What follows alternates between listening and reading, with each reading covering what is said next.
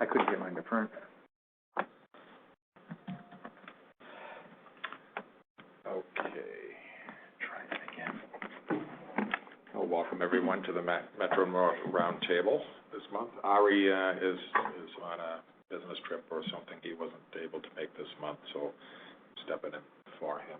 And we have Wes, our host.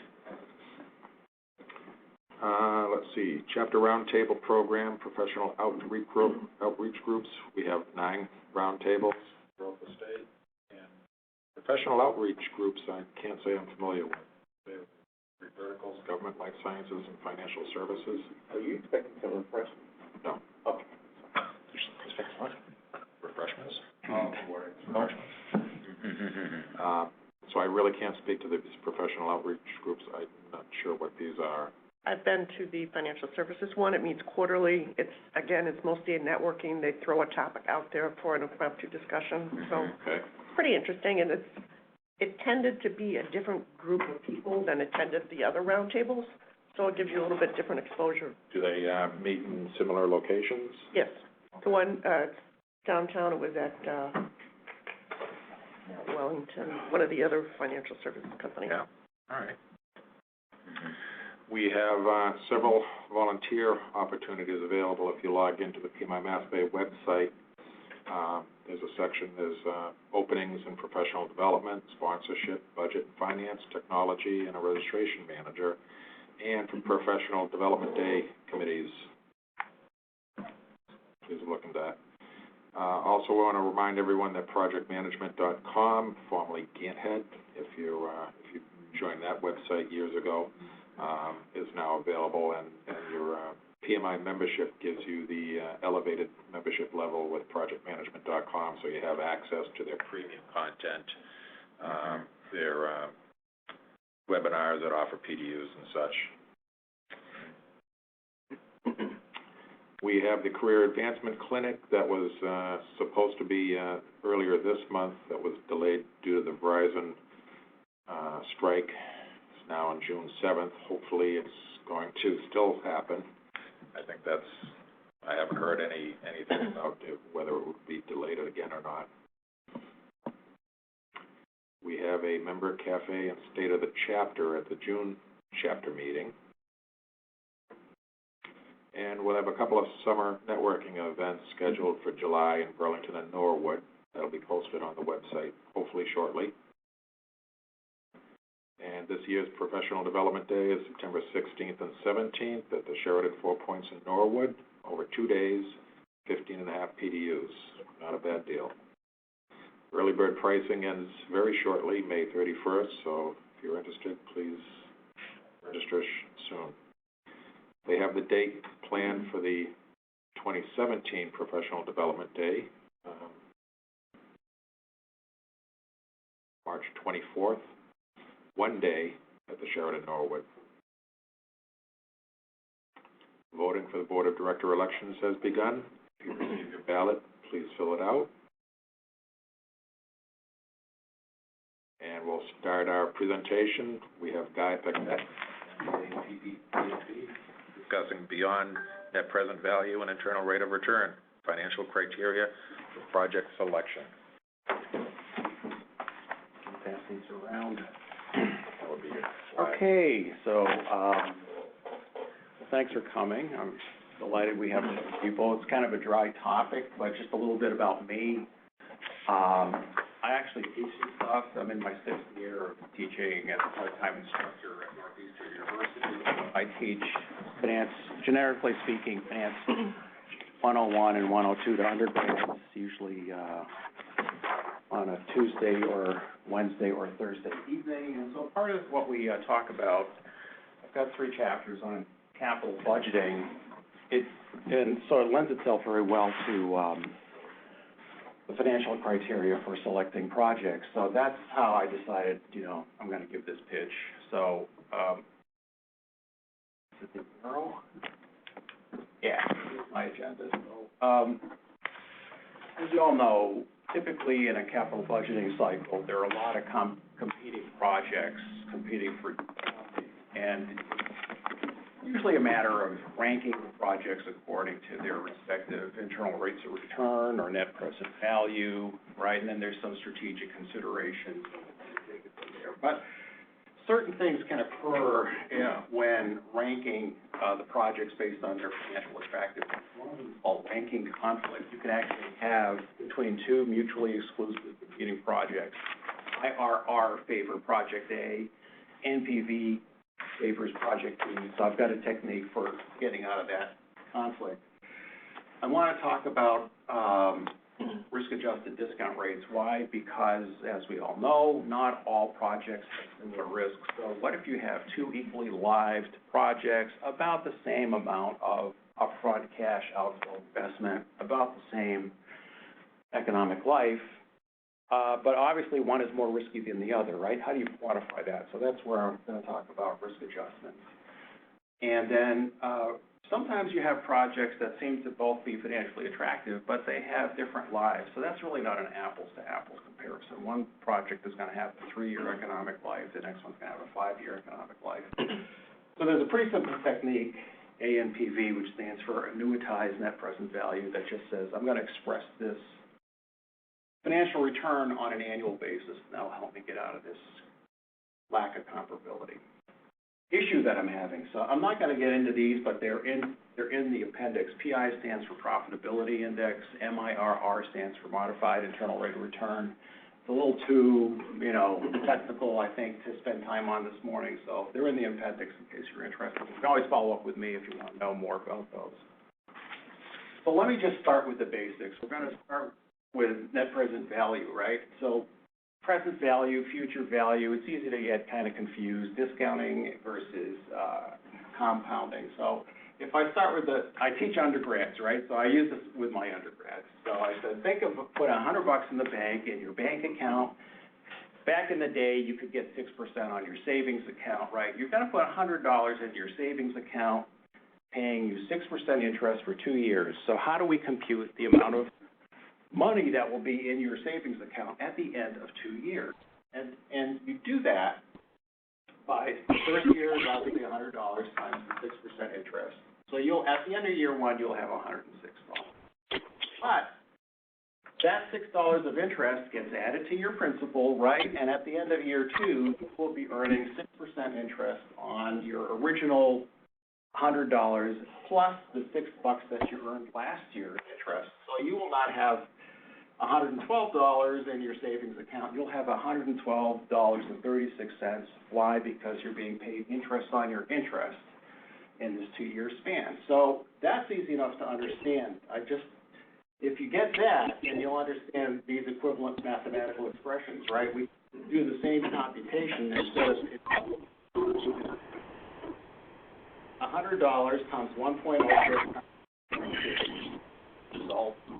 $100 times 1.06 squared gives me the same result. 1.06 squared equals 1.1236. And so I'm showing you this because 1.236 is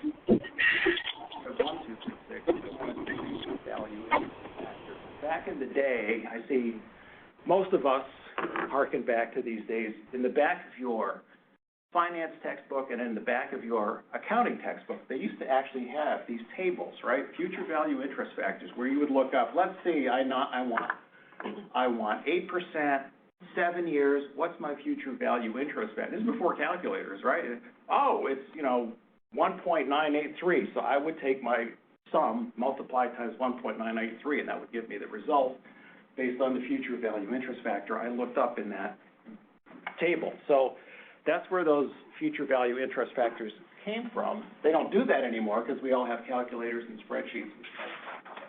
So that's future value, right? So not to belabor it, but just, Jane Farber places $800 in a savings account, pays 6%, 5 years. So to calculate the future value interest factor, it's 1.06 raised to the 5th power for 5 years.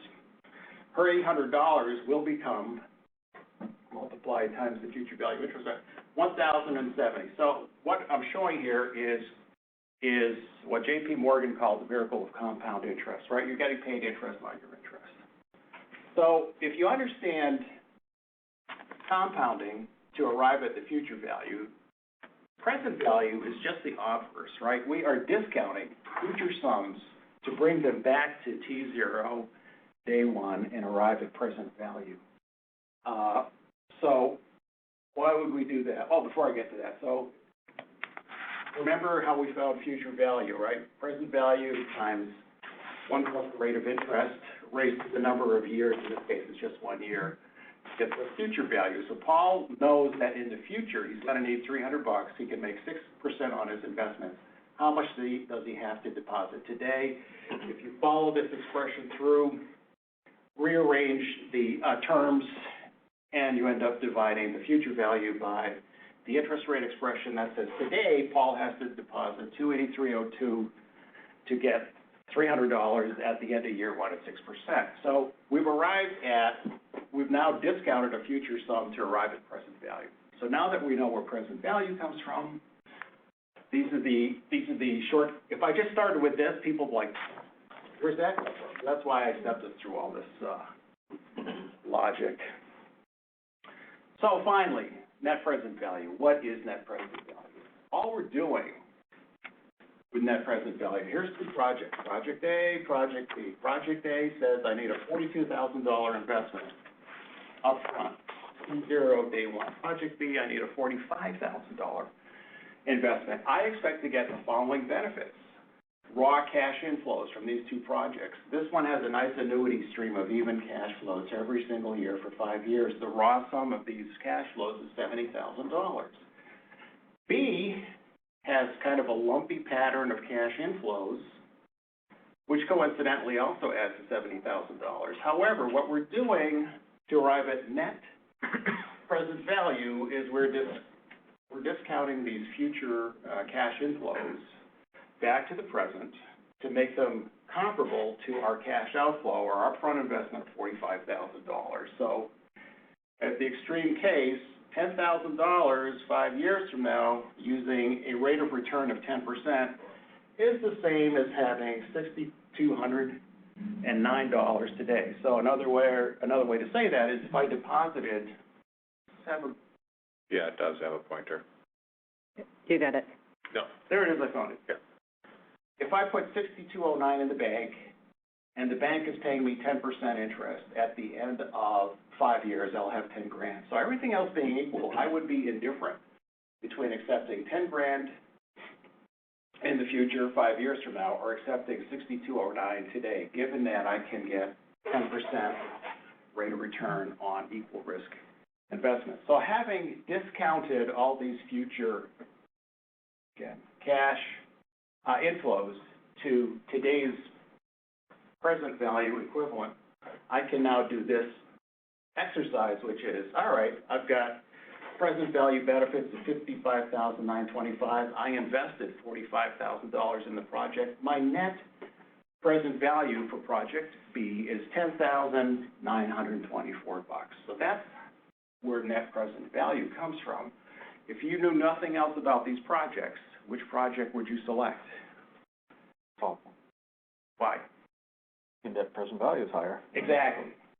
So this is how net present value gets used. We select the project that gives us the highest net present value. Why? Because according to the textbooks, if this project goes as planned, the value of the firm will actually increase by exactly this amount of money, $11,071. So when I say the value of the firm increases by $11,000, what does that mean? Well, what it means, if you go to the balance sheet, it means that the value of the firm, if everything goes as planned, will literally increase by that amount of money, $11,071, and that would basically appear on the credit side of the balance sheet. It would appear down here in higher retained earnings. So the value of the firm is increasing. Where the firm disperses those higher retained earnings, they might just park it all in cash. They might invest in all these other asset accounts, but that's another story for another time. The firm's value will literally increase by $11,071 if they undertake Project A. So that's how NPV gets used. Any questions on NPV? So you can, Excel has this function built into its functionality at this point. And so that brings us to internal rate of return, right? What is internal rate of return? Same projects, $42,000 outflow on a $45,000 outflow on B. And internal rate of return is bringing back these rates of interest, 19.9 and 21.7%. So you could, the oversimplified description is that IRR is like putting money in the bank, and this is what you would earn on your investment. Another way to look at this is as if it's an annuity, because it's got this nice even pattern of cash inflows. You literally, in this project, in the case of Project A, you're putting $42,000 in an account, which would allow you to remove, given that it's paying 19.9% on your remaining balance, you could literally take out $14,000 every single year. And at the end of year 5, when you got your final interest payment, you pull out your 14 grand, your bank account balance is 0. So in the case of this nice annuity project here, what that number is telling you is just what I described. If you put $42,000 into the project, you get 14 grand worth of benefits every single year. That equates to being paid 19.9% on your balance as you step through the years.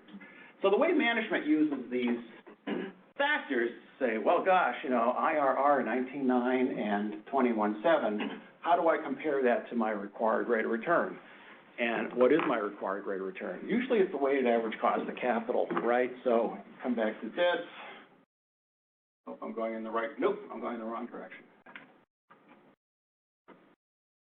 So, just so you won't think it's made up, the weighted average cost of capital is basically your cost of debt and your cost of equity on the credit side of the balance sheet. So that number is determinable, right? And so back here, I sure hope I'm going in the right direction. No. Right is forward, left I is... think my clicker has the opposite button. Great. So if the company's weighted average cost of capital is less than these numbers here, these projects are clearly acceptable. So which project would you prefer? Why? Higher rate of return. Exactly. Now, notice what the author has done. On an NPV basis, we prefer A. On an IRR basis, we prefer B. This is called a rankings conflict. So what I'm going to talk about next is how you resolve a rankings conflict. But first, so here's the classic thing. Maximum rate of interest that could be paid on the capital employed over the life of a project without loss on that investment. So notice how, got in the right direction, notice how using that discount rate, we got the future cash inflows to equate to the day one investment. So without loss means breaking even. That's why NPV equals 0. So this project will never pay more than that without losing. If that was our required rate of return, our required rate of return was 20%, this project would be a loser. So how do you, okay, so you can do IRR in Excel. How do you resolve the conflict? It's really simple. You do something called calculate the crossover rate. Now, the next slide is a graphic that makes it more obvious what's going on, but the calculation is simple. You just compare the cash flows, inflows and outflows of the two projects as its own little IRR calculation. So I literally would drop this stream of cash inflows and outflows into my calculator, ask my calculator to compute the IRR. It returns 10.72. Well, what does that mean? It means this. The crossover, the reason we're being given conflicting information is because of this crossover rate phenomenon. So what it's saying is, hey, if your weighted average cost of capital is less than 10.7%, you should always prefer Project A. Why? Because on an NPV basis, Project A is more financially attractive. If your weighted average cost of capital is more than 10.7%, you should always prefer Project B for the same reason. B has a higher NPV than A, right? And if your weighted average cost of capital, your required rate of return, your hurdle rate, whatever, however you want to express it, is 10.7%, then decide on strategic factors. But the crossover rate calculation gives you this number and then tells you, based on what your, required rate of return is, which one you should pick. So that's how you get out of this rankings conflict issue. It's a pretty simple, if I do it, calculation like this. How do you get the 10.72%? How's that calculated? Here? Yeah, you literally drop in this stream of cash. You total that column. No, you just put it into your for example, here's how you do it. I'll show you. Great. You would set up something called the crossover project, and you would drop in those numbers that I just showed you, right? Do the same. And then in your cell for IRR calc, it says, hey, Excel, I just gave you a stream of cash flow. Okay. Calculate the IRR. Right. Okay. And so your stream of cash flow is this. Yeah. And Excel will return 10.72%. And then you can do this groupie chart, show management, based on the company's hurdle rate, required rate of return, weighted average cost of capital. We would prefer either A or B, depending on which side of the line we are here. Any other questions? So remember early on when we were just doing the NPV thing, we calculated our NPV based on 10%. That's why I prefer Project A. Now, the reasons, I don't want to spend a lot of time on this, but the reasons for the ranking conflict arising, you kind of take my word for it, I think, is that, here is it. Yeah. The reasons have to do with what's called the reinvestment rate assumption.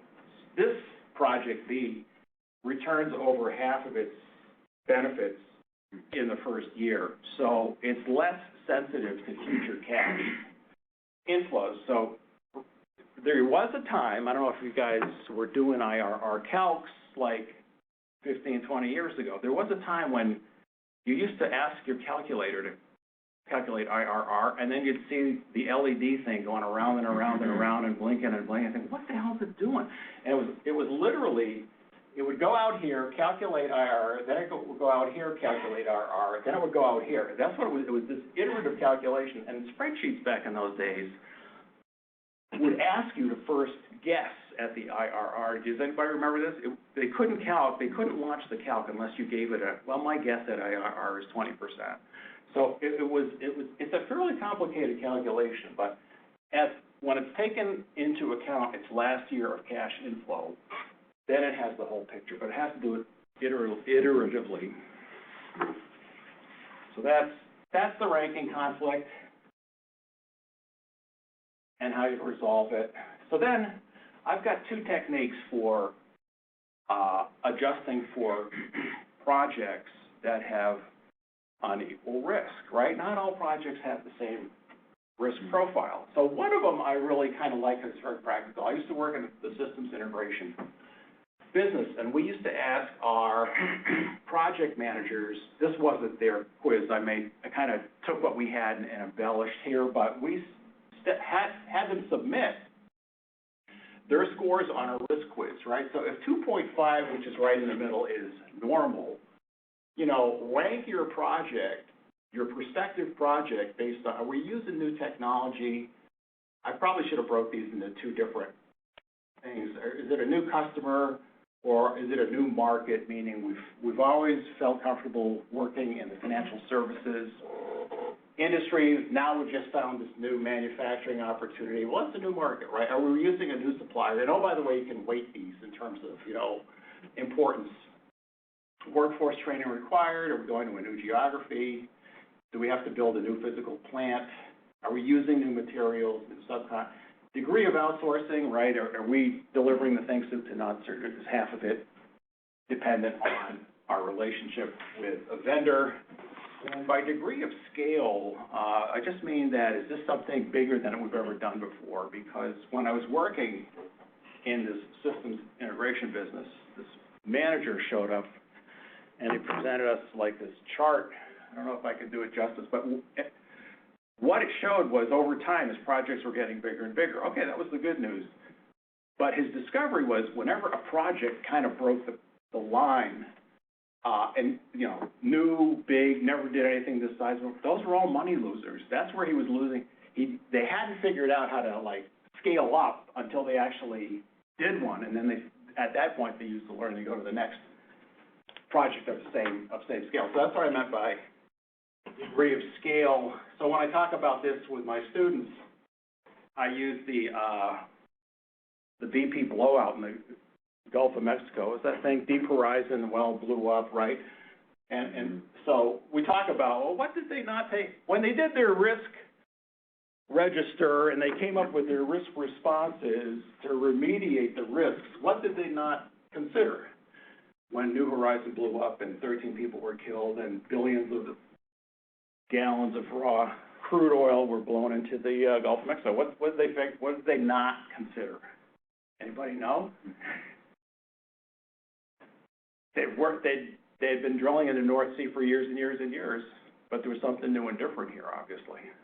What was the new and different? I mean, is it something? Many years ago, right? Yeah. Is it something they actually knew up front that was different? They should have known. They're in the business. Working with the temperature? Temperature. It was depth. It was depth and pressure. Remember night after night on the news, you'd see like gallons of oil spewing out. It's like, what's wrong with these bastards? And they'd say, today we're going to cap it with concrete. And then the next, oh, it didn't work right.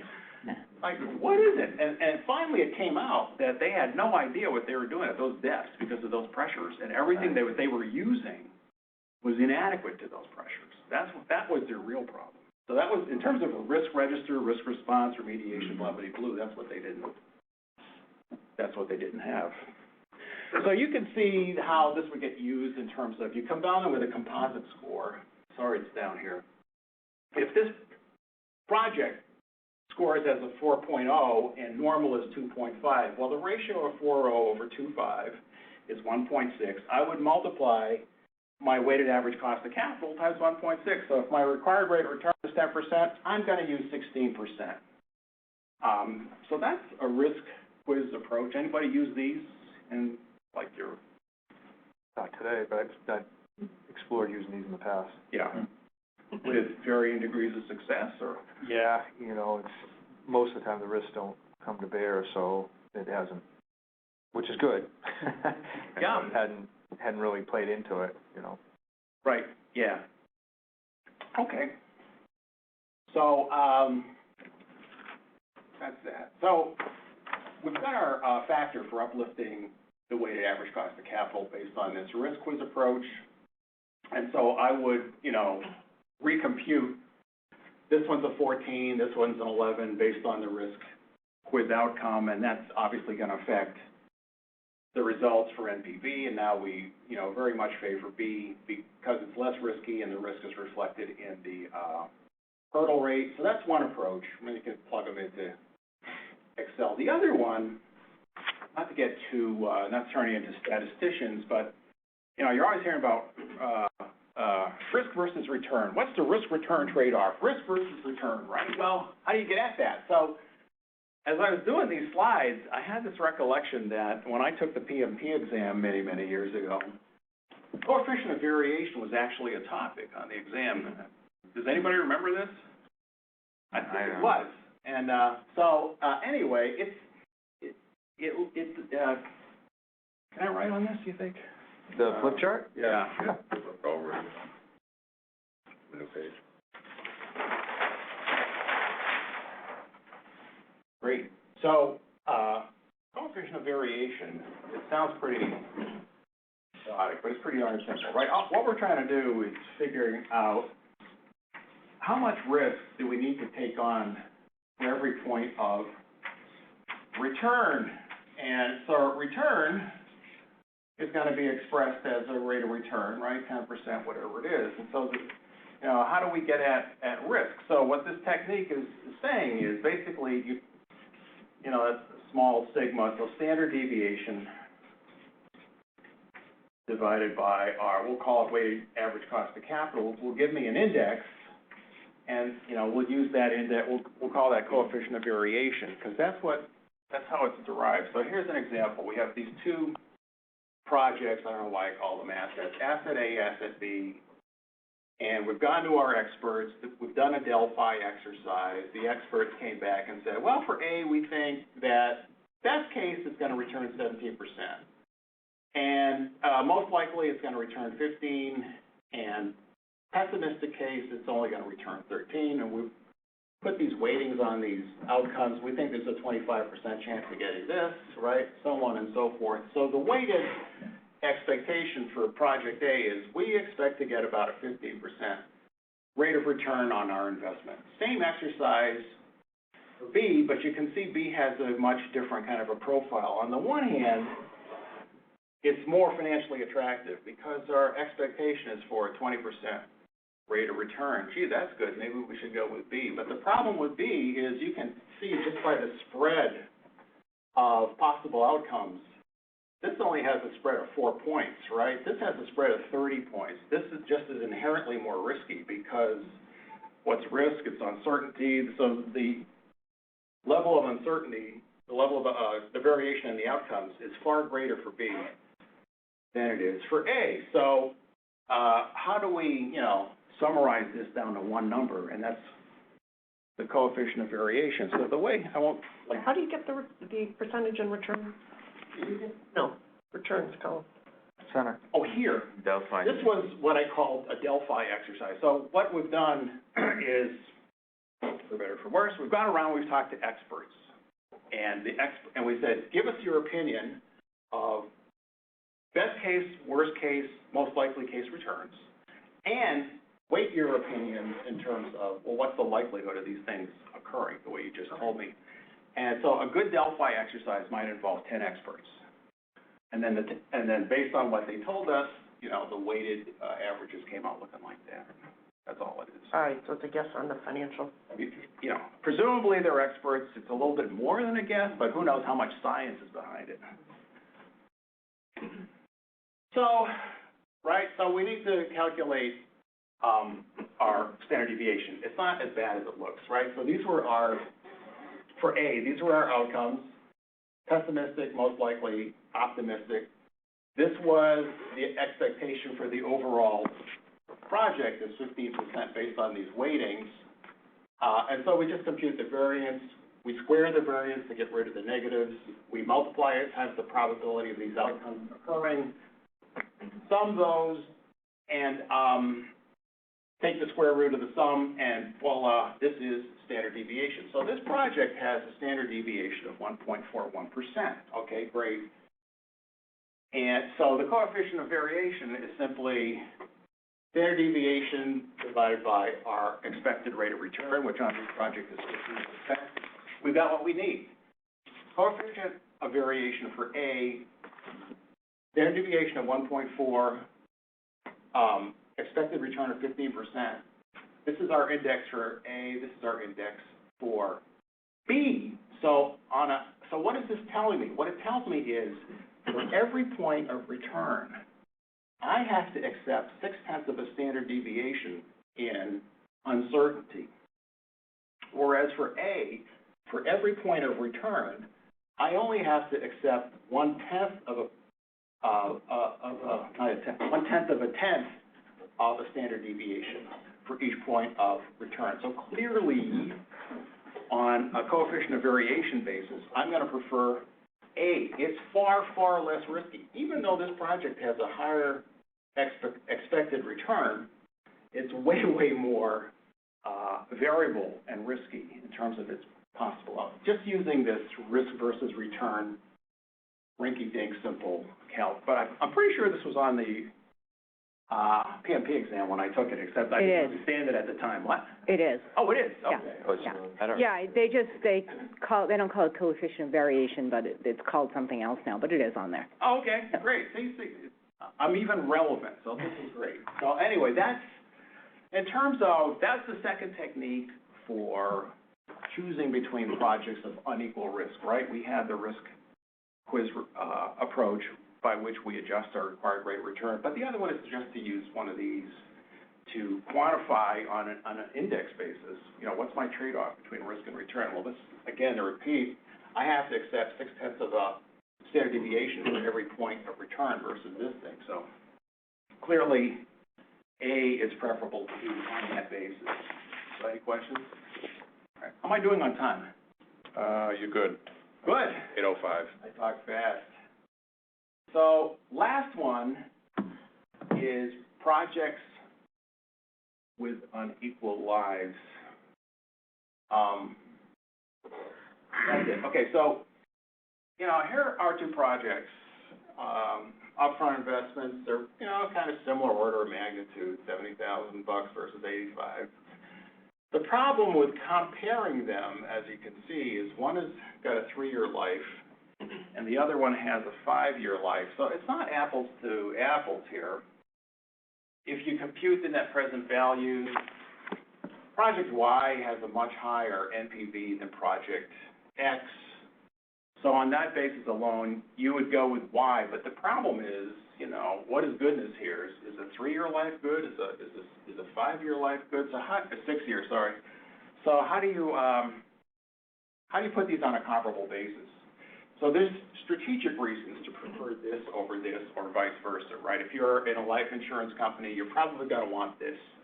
If you're in a high-tech company or a pharmaceutical company, you're probably going to think shorter is better because nobody knows what the future holds. But we're just going to focus in on the financial criteria. So is this it? Yep. So what you would do, there's this technique. Here's our NPV.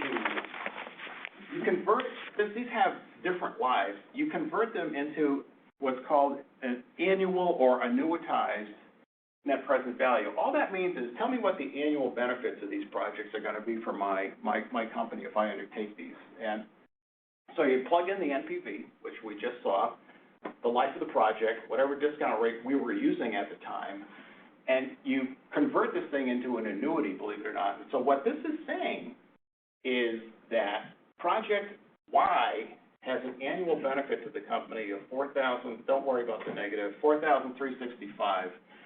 Project X on an annuity basis has a benefit of $4,535. So on this basis, even though the NPVs were strongly in favor of Y over X, if you compare them on an annualized benefit basis, and of course the authors set it up this way on purpose, right, to make a little drama.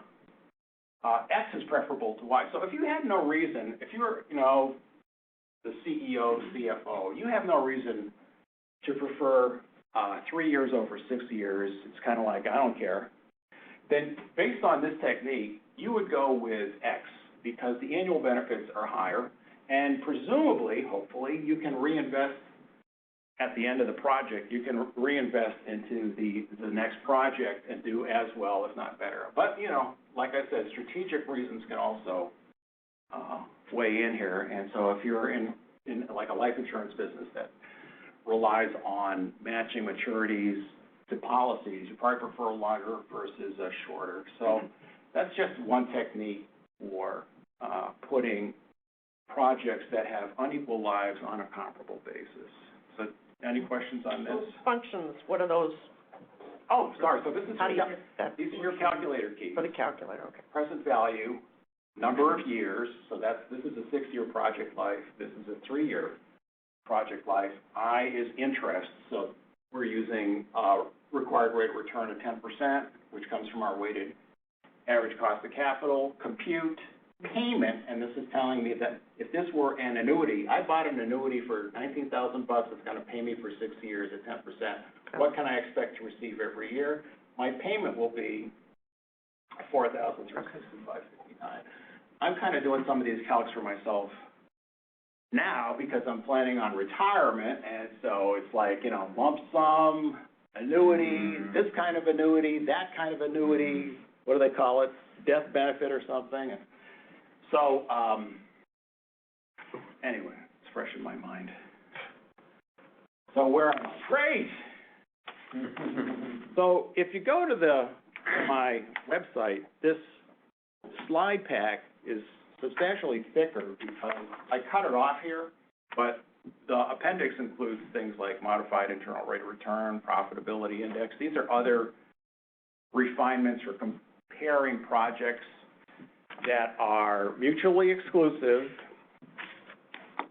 competing for the same bucks, but there's something different about each one, so you gotta make them comparable, right? Whether it's risk is not comparable, or economic life is not comparable, there's a bunch of other techniques for dealing with comparability.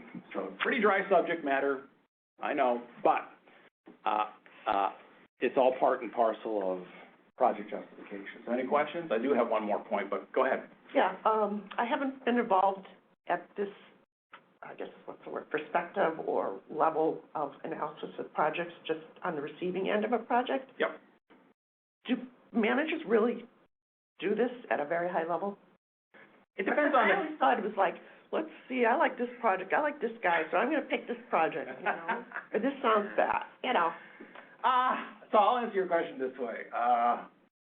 That happens, right? The other end of this spectrum is GE. They, you know, what are they in the business of doing? Jet engines, power generation, consumer electronics, light bulbs, right? All kinds of nonsense. And so it's really it's tough to come up with how do we compare these projects. So what they do, they've got them segmented by business, but then going across the columns, they've got all these metrics: NPV, IRR, MIRR, ANPV, some of the things that I just showed you, profitability index, coefficient of blue, and they'll weight them, and then they'll sort of like come up with a composite number. So they're very sophisticated, right? Big company. I used to work for a company that was very successful for a while, and as a result of being very successful, they called it a hurdle rate. The required rate of return was 30%. You got a new project, you have a new product proposal to make, that's great. Is it gonna earn 30%? No. Out. Because they just had a big long list of things that they could make 30% plus on.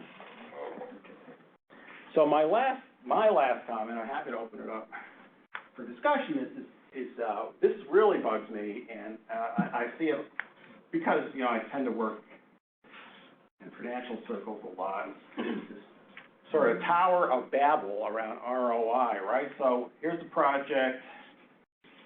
We put $100 in up front day one, and then it returned us, I'll say, for 3 years, 50, 50, 50.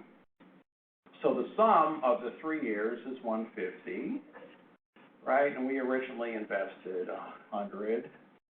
So somebody would look at this and say, oh, look at that. This project has an ROI of 50%. And then I say, okay, here's my competing project down here, and we're going to invest, I think the right numbers are 30 to 37, whatever it is. I would have a 5-year stream that adds to 150. So my ROI on this 5-year project is also, right? So clearly this is screwed up. You can't compare a 3-year project to a 5-year project and say they both have the same ROI. So this is fundamentally misunderstood, and I like to avoid it. You know, unless you can express this as like compound average growth rate or annual ROI or something like that. This is just, I've seen this happen just a lot where people are talking past each other. They don't know what they're talking about. They're, you know, well, mine has a higher ROI than you. Well, yours took 6 years to break even, all right? So just the word of caution on ROI. So with that, I'll shut up or answer questions. So yeah, this is 3 chapters in my course, so I enjoy teaching it. No? Baffled everybody, huh? Not baffled, No, I mean, it but, makes sense. It makes perfect sense yeah. that this should be, you know, exercised instead of just picking your favorite, you know. Yeah, exactly. I mean, it's like everything else in project management. It's not a science, but to the degree that you can bring in as much science Right. as you possibly can, you should do that. You might decide against what the numbers are showing if the difference doesn't seem to be that great, but Right. it gives you a sanity check at least.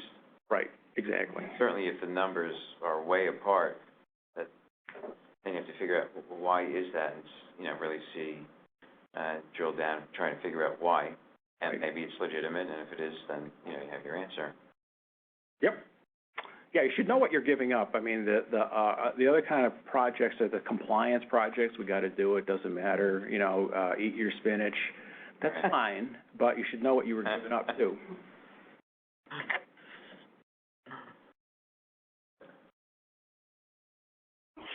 Can I take a question from the phone? Sure, certainly. Hey, this is Josh Brickman from Oracle. Great presentation. Thanks. So one of the things that I struggle with sometimes is putting together these kind of metrics for management who actually really don't have a clue about this kind of stuff and are the kind of managers who make decisions based upon gut feel or management pressure or other reasons. Any tips to sort of dumb down this kind of stuff to make managers get it? Yeah, well, I would say in that kind of management environment, forget everything I just said and just focus in on NPV and IRR and don't go any further than that, because if they don't understand those things, they're not going to understand my refinements that I just presented. Right. Unfortunately, at Oracle, they don't really respect project management as a science. So you're sort of starting behind the eight ball anyway. Yeah. Can't help you there. That really shouldn't even be project management, though. All of these calculations of Right. managers who are making these decisions, they have to understand it. Either that, or they're not even going to take into account any of the financials when they make those decisions. Exactly. And it's serious stuff. I mean, I know I don't have to preach to the choir here, but when I present it to my students, my examples are, so we'll just beat up the 787 Dreamliner, right? It was 3 years late to market. It's still losing money. They still ground these planes from time to time because the batteries catch fire. Gee, what happened? Well, they went with a whole bunch of new suppliers that they'd never done that before. New materials. They went with these graphite composite wings, which they sourced out of Japan. Never done that before. New subcontractors. They went. Actually, this was really the one that killed them. They outsourced the daylight side of this airplane. The seats were from Canada. The wings are from Japan. And if that wasn't bad enough, they built a new plant in Charleston, South Carolina, to bring all these components together from different countries, from different suppliers. And somehow management thought magically they're all going to fit together. We're just going to turn some screws in South Carolina, and the wings and the seats and the new high-tech lithium-ion batteries are going to work just the way that the suppliers told us they were going to work. Nothing worked. So how did I get launched on this? So it's important to go through the discipline, I think, because without going through that discipline, you end up with a 787 Dreamliner. Which this is project management, the risk assessment, et cetera. Right. Yeah. Yes. This is the part nobody wants to talk about, though, too, Yeah. because perhaps it's because they don't understand it. Now, do any of these examples you have that they've learned from their mistakes and turn around? I think Boeing has learned just by watching what they're doing. The next plane was built entirely up in Washington, and I think they even got away from graphite composites. They're going back to aluminum. The battery issue, I think, is the batteries really do catch fire. It's a matter of learning how to control the battery's environment. So I'll just stop myself there. There's nothing inherently wrong with a lithium-ion battery, but lithium is so that's the substrate between the two poles, and lithium is a metal, right? So if you're wondering why all these lithium-ion batteries short out, is because the lithium becomes its own conducting path and connects the two poles and causes the battery to short out. But that's only under certain temperatures. So that's what they're not controlling, is the temperature of the battery, as I understand it. So anyway, I spent a lot of time on this chart with my students just because it's fun, right? I used to work for DEC, and DEC went down the tubes, and there's all kinds of reasons, but one of them was they decided one day, hey, we should get into the business of manufacturing semiconductors. Never did it in 30 years. the market's already, occupied by Intel, Hitachi, Fujitsu, IBM, Motorola, but yeah, they'll give us a reception and allow us to sell in their space. It's ridiculous. Now, do you see with some of the bigger tech companies that have apparently more money than they know what to do with and getting into different areas, whether it's driverless cars, whether it's shipping packages, any of that stuff, are they doing risk assessment? Are they kind of just... I think at the really early stages, that kind of formalization is all that important. That's just my opinion. So if somebody has an idea, a big idea, and we've got money to blow, right, and let's just see what we can do with it. See if this is promising, self-driving cars or whatever the technology is. Well, even with the shipping, like Amazon getting into the shipping business and stuff, it's, you're getting into a whole different area, and only because my husband works for UPS, it's far more complicated than I think people realize. That's when I gotta believe they put some analysis into. Because, you're right, they're getting into, that guy's amazing, Bezos, but they're getting into all these businesses. I gotta believe there's at least some kind of business plan behind these things. Well, I believe he came from a financial background, so I would imagine that risk assessment is part of his daily breakfast. Oh, really? I thought he was selling books, but I don't know. No, before Amazon, I believe it was finance was the world he came from, so, which might explain why they're successful. But it just seems like a lot of them they're getting into medical fields, just a whole bunch of different things. Right. And like you said, are they losing their focus? Are they going in areas that are, that makes sense. In Hudson, it literally cost $1 billion, and, it's kind of like, what were they thinking? But the good news is Intel bought that plant off them, like, I don't know when, in the late 90s. So at least it wasn't $1 billion thrown away. They salvaged the value by basically selling it to Intel. Intel made chips in there for, 15, 18 years, and now Intel has finally said, well, this plant's obsolete, we're just going to bulldoze it. Wow. I think also the difference between this and everything else, this has some level of subjectivity. That's true. Right. The other stuff, you're crunching numbers. Yep. So crunching numbers, you can't argue with the numbers. This, people can really have a conversation about.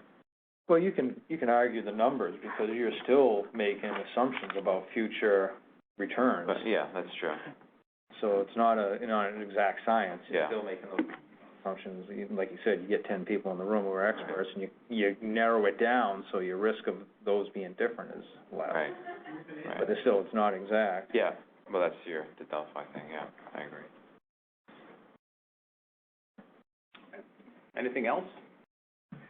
Just to be respectful of everybody's time, I've got 8:25. I think my watch is 2 minutes. Yeah. Any other questions on the remote users? No, thank you very much. Thanks. Yep.